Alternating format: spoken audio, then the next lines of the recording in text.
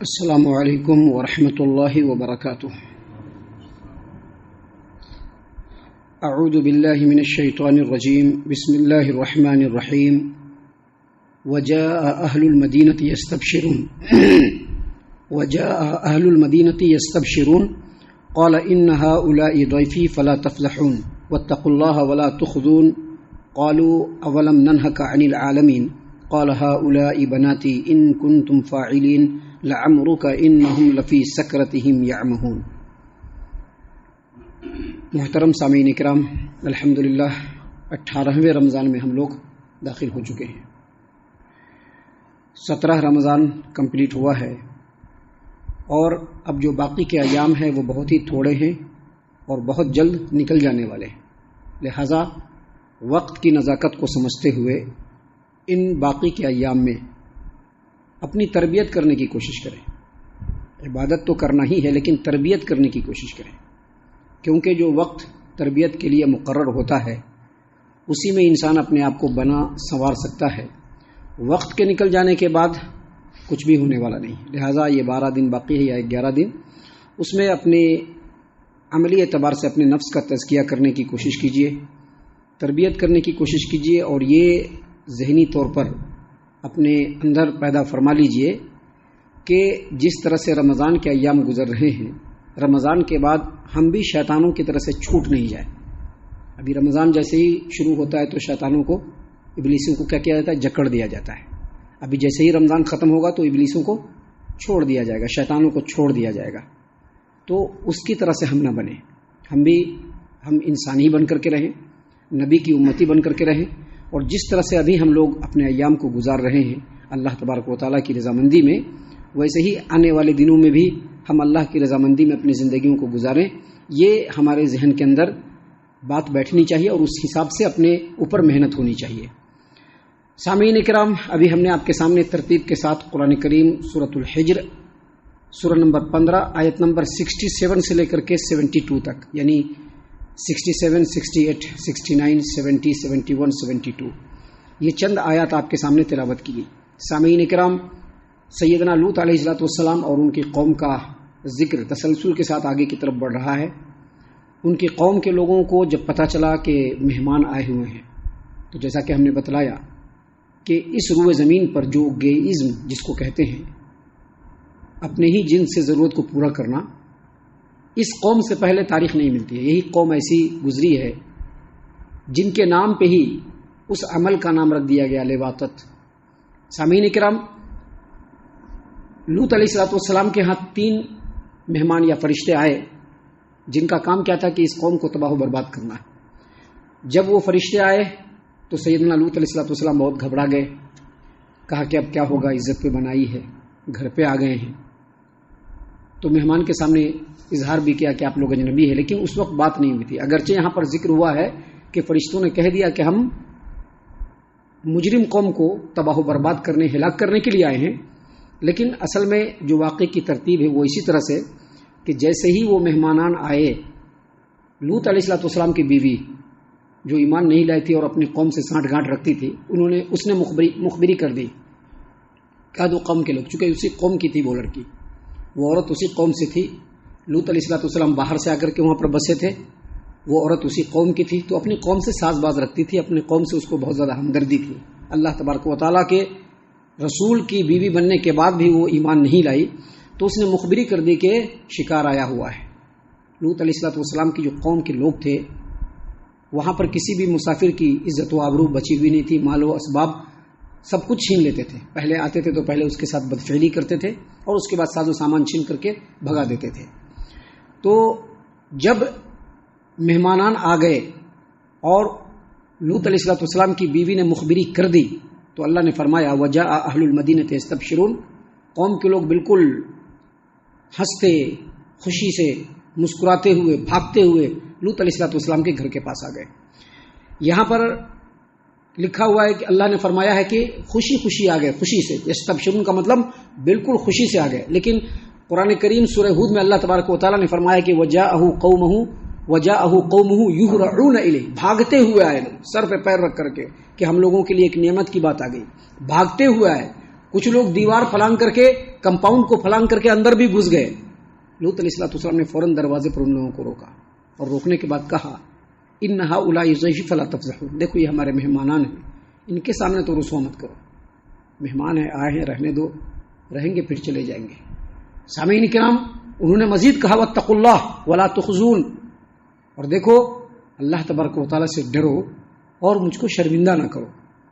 ابھی یہ سب باتیں ہو ہی رہی تھی، ابھی یہ سب باتیں ہو ہی رہی ہیں اور وہ تینوں فرشتے سب باتوں کو سن رہے ہیں. قوم کے لوگوں نے کہا اولم ننہک عن العالمین، چونکہ لوط علیہ السلام اجنبی وہاں تھے، یہ لوگ اپنے علاقے کے رہنے والے، تو لوط علیہ السلام کے اوپر بڑا چڑھے رہتے تھے، بہت چڑھے رہتے ہیں. اللہ تعالیٰ نے قرآن کریم سورہ ہود میں کہا کہ جب اس طرح کے حالات بنے اور فرشتے جو مہمان ان کے گھر میں تھے اور قوم کے لوگ زبردستی کرنے لگے، تو انہوں نے کہا کہ لو ان لی بکم قوتا او آوی الی رکن شدید. اس آیت کریمہ کا مفہوم اور ترجمہ یہ ہے کہ کاش ہمارے سپورٹ میں بھی یہاں پر کوئی ہوتا جس کا سہارا لے کر کے ہم ان لوگوں کو بھی یہاں سے دفع کرنے کی کوشش کرتے، مہمانوں کو بچانے کی کوشش کرتے. چونکہ اجنبی تھے اور قوم کے لوگ سب سامنے ہیں اور بیوی بھی انہی لوگوں سے ملی ہوئی ہے، تو قوم کے لوگوں نے کہا اولم ننہک عن العالمین، ہم نے کہا تھا نا کہ دنیا والوں کی حمایت میں مت پڑو، کوئی بھی مہمان آتا ہے تو یہاں پر رہنے کی ضرورت نہیں، تمہارے پاس اس کو رکھنے کی ضرورت نہیں. اس آیت کریمہ سے پتہ چلتا ہے کہ قوم کے لوگوں نے پہلے ہی لوط علیہ السلام کو وارننگ دے دی تھی کہ کوئی بھی مسافر آتا ہے اس کو اپنے گھر میں پناہ نہیں دینا، وہ ہم لوگوں کا شکار ہے، ہم لوگ سمجھ لیں گے. یاد رکھیے ہر قوم کے اندر جب کسی رسول کو اللہ تبارک و تعالیٰ نے بھیجا، ابھی یقیناً توحید کی دعوت دینی چاہیے، توحید کی دعوت ہونی ہے، توحید کی دعوت دینی چاہیے اور توحید کی دعوت ہونی ہے، اور توحید پہلے ہے اور توحید کے بغیر کوئی عمل قابل قبول نہیں ہے. لیکن آپ قرآن کریم میں جہاں پر بھی نبیوں کا ذکر ہوا ہے، آپ ان جگہوں کو باریکی سے، غور و فکر سے اور تدبر سے پڑھیں گے تو آپ دیکھیں گے کہ نبی نے سب سے پہلے اللہ تبارک و تعالیٰ کے بتائے ہوئے طریقے کے مطابق توحید کی دعوت لوگوں کو دی، اور پھر قوم کے اندر جو برائی تھی اس برائی سے بھی ان کو روکا. اس کا مطلب یہ ہے کہ نبیوں کے جو وارثین ہیں ان کا بھی کام ہے کہ قوم کے اندر جو باریکی کے ساتھ، گہرائی کے ساتھ دیکھ کر کے کہ ان کے اندر جو برائی ہے ان برائیوں کو ان کے سامنے بیان کرنا ہے. ابھی یہ نہیں کہ فلاں صاحب ناراض ہو جائیں گے، چلا صاحب ناراض ہو جائیں گے، نہیں. آپ شعیب علیہ السلام کی قوم کی پوری حالات کو اٹھا کر کے دیکھیے قرآن کریم کے اندر. نہیں ہوتا ہے تو حافظ صاحب ہیں، عالم صاحب، ان کے سامنے جائیے، شعیب علیہ السلام کے پورے حالات کو دیکھیے. قرآن کریم میں کئی مقام پر ہے ان کو ان کے رسول شعیب علیہ السلام نے سب سے پہلے توحید کی دعوت دی، اور ان لوگوں کے اندر ایک بیماری تھی. بیماری کیا تھی؟ ان لوگوں کے اندر بیماری تھی کہ وہ لوگ جب بھی کوئی سامان تول کر کے دوسروں کو دیتے تھے تو کم کر کے دیتے تھے، اور جب لیتے تھے تو بھرپور لیتے تھے، چھین چھوڑ سب کرتے تھے. مارکیٹ کے اندر ہر وہ فراڈ جو عموماً مارکیٹوں کے اندر ہوا کرتا ہے، وہ تمام فراڈ ان لوگوں کے اندر موجود تھا. شعیب علیہ السلام نے جہاں ان لوگوں کو توحید کی دعوت دی وہاں یہ بھی کہا کہ بقیت اللہ خیر لکم، اللہ تبارک و تعالیٰ کی طرف سے جو منافع ہے وہ تمہارے لیے بہتر ہے. اگر تم ایمان والے ہو تو وہی تمہارے لیے بہتر ہے. یہ کم دینا، زیادہ لینا ایسا نہیں کرو، کیونکہ یہ ایسا جرم ہے جس سے پوری کی پوری قوم تباہ ہو جاتی ہے. ویسے ہی سیدنا لوط علیہ السلام کی قوم میں جو بیماری تھی، سب سے زیادہ جنگ لوط علیہ السلام نے اسی برائی کے ساتھ اپنے قوم کے ساتھ کیا، اسی برائی کو دور کرنے کے لیے. دیکھیے قوم کے لوگوں نے کہا اولم ننہک عن العالمین، ہم نے اس سے پہلے ہی تم کو کہا تھا لوط کہ تم اپنے گھر میں کسی بھی مہمان کو پناہ مت دینا.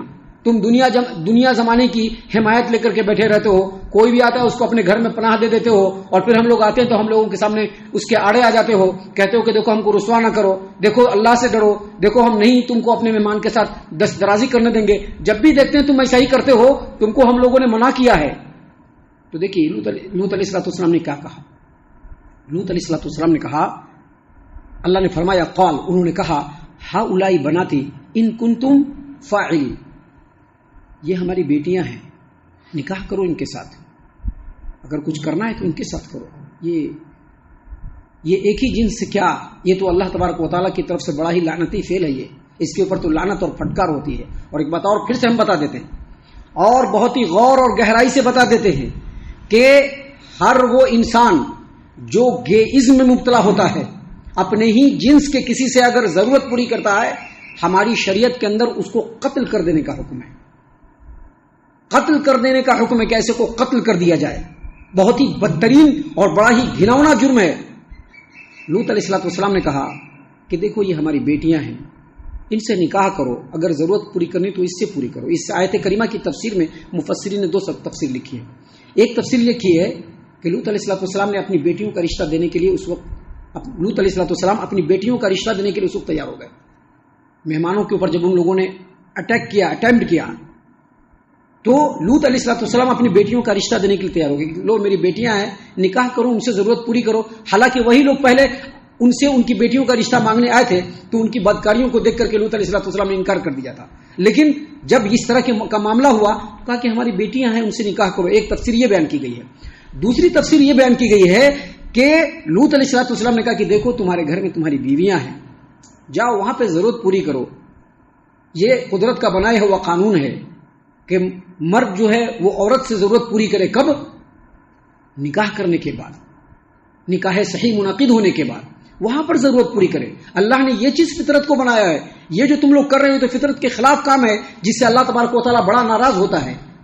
یہاں پر یہ نہیں سمجھا جائے کہ لوط علیہ السلام نے اپنی بیٹیوں کو آگے بڑھا دیا کہ لو بدکاری کرو، کیونکہ کسی بھی بدکاری کو کسی سماج و معاشرے سے دور کرنے کے لیے بدکار بننا نہیں ہوتا ہے، بلکہ انسان کو کردار کے اعتبار سے اس قدر مضبوط بن کر کے اس برائی کا سامنا کرنا چاہیے کہ آخر کار اس برائی کو پسپا ہونا پڑے. لوط علیہ السلام نے یہی پر کیا اور اپنے قوم کے لوگوں کو سمجھایا کہ دیکھو جو تم لوگ کر رہے ہو یہ فطرت کے خلاف امر ہے.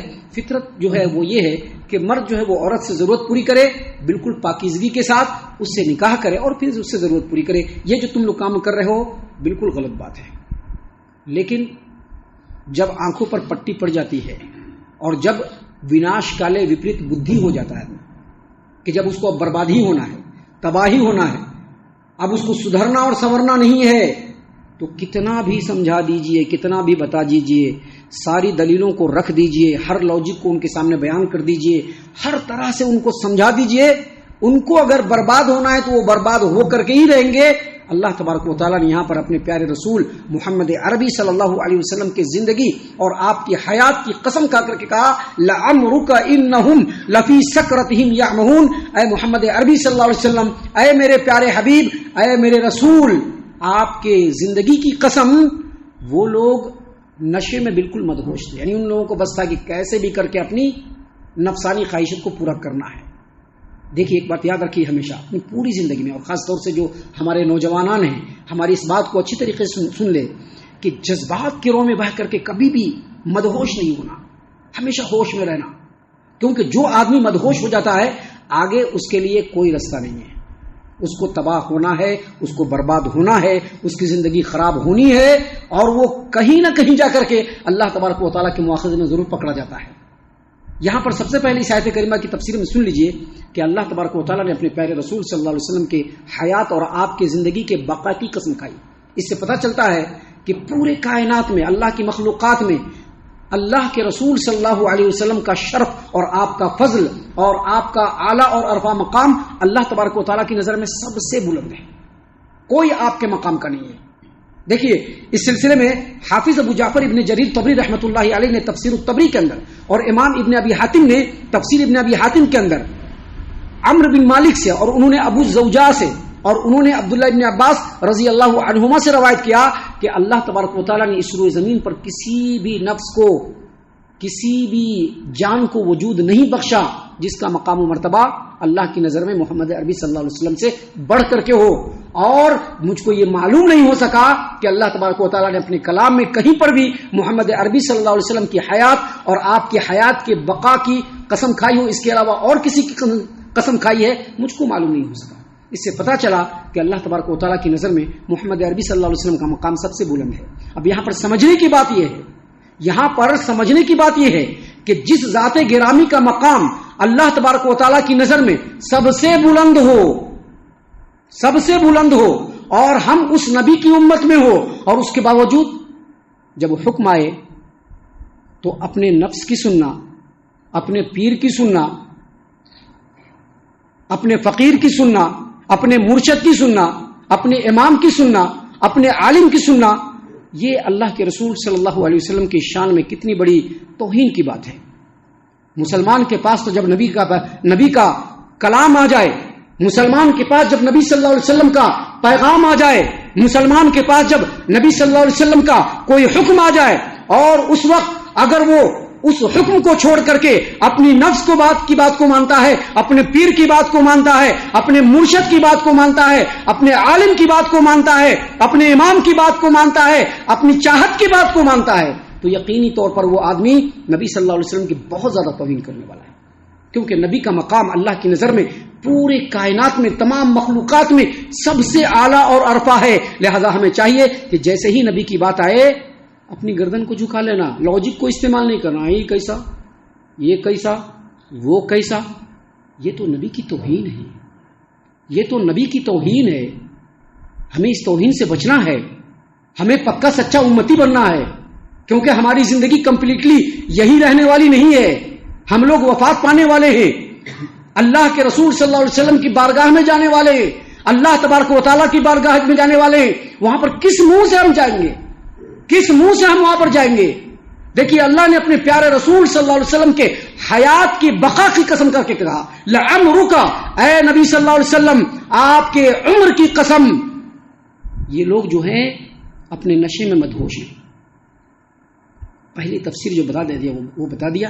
دوسرا یہ کہ کبھی بھی اپنے نفس کی خواہش میں مدہوش نہیں ہونا چاہیے، چاہے وہ کسی بھی اعتبار سے ہو، دنیا حاصل کرنے کے اعتبار سے ہو، کسی برائی میں ملوث ہو کر کے اس میں آگے بڑھنے کے اعتبار سے ہو، یا کسی بھی اعتبار سے ہو، نشے میں مدہوش نہیں رہنا، ہمیشہ اپنے فکر کو، اپنی سوچ کو اللہ اور اس کے رسول صلی اللہ علیہ وسلم کے فرمان کے تابع رکھنا، اسی میں دنیا میں بھی کامیابی ہے اور آخرت میں بھی کامیابی ہے۔ ہم اللہ سے دعا کرتے ہیں کہ اللہ تعالی ہم تمام کو ان تمام باتوں کے اوپر خوب غور و فکر اور تدبر کرنے کے ساتھ ساتھ ان باتوں کے اوپر عمل کرنے کی بھی توفیق عطا فرمائے، آمین۔ اللہ تعالی ہم تمام کو صحیح معنوں میں پکا سچا مومن مسلمان بنائے، اللہ اور اس کے رسول صلی اللہ علیہ وسلم کی اطاعت و فرما برداری کرنے والا بنائے، صحابہ کرام رضی اللہ عنہم کے طریقے پر چلنے والا بنائے، جنت الفردوس میں جگہ عطا فرمائے۔ اے اللہ ہم تمام کو جہنم سے پناہ دے، اے رب العالمین ہم تمام کو جہنم سے پناہ دے، اے مالک الملک ہم تمام کو جہنم سے پناہ دے، آمین یا رب العالمین۔ وما علینا الا البلاغ المبین۔ تبارك الذي نزل الفرقان على عبده ليكون للعالمين نذيرا